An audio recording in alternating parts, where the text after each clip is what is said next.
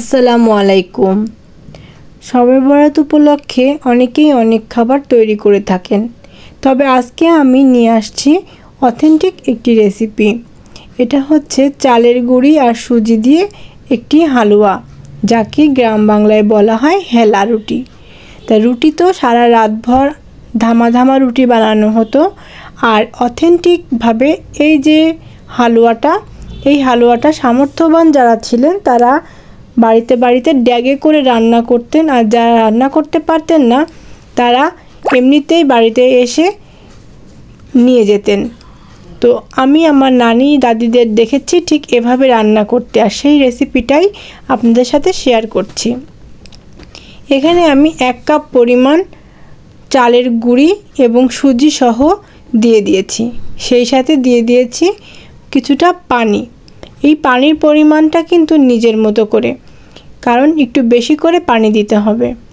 কিছুক্ষণ নাড়াচাড়া করার পরে এখানে দিয়ে দিলাম আমি 1/2 কাপ পরিমাণে নলেন গুড়, যদিও এটা রান্না করা হয় খেজুর গুড় দিয়ে।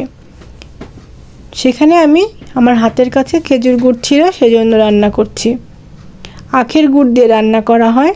তো যাই হোক, দিয়ে দিলাম 1/2 কাপ চিনি, যাতে কালারটা খুব সুন্দর আসে। এর মধ্যে দিয়ে দেওয়া হয়েছে দারুচিনি এবং তেজপাতা। এই দুটি মশলা ছাড়া আর কোনো মশলা ব্যবহার করা হবে না। আর দিয়ে দেওয়া হবে নারকেলটা থাকবে একটু বেশি পরিমাণের।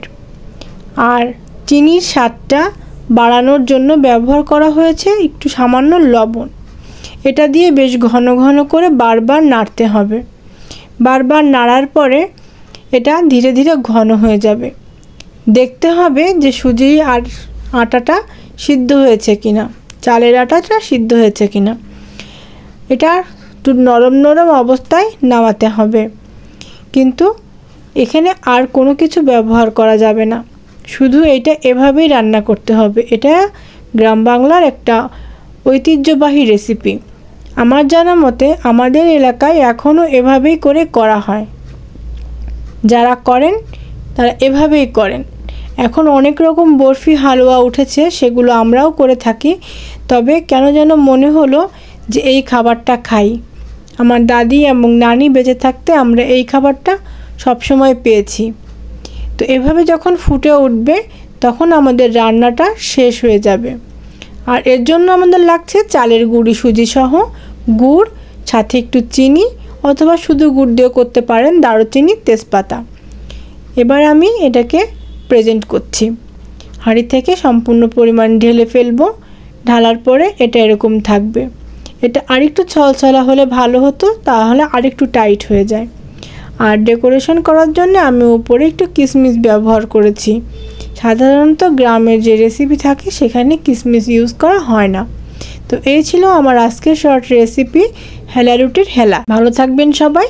দেখা হবে অন্য কোনো রেসিপি নিয়ে অন্য কোনো একদিন। আল্লাহ হাফেজ।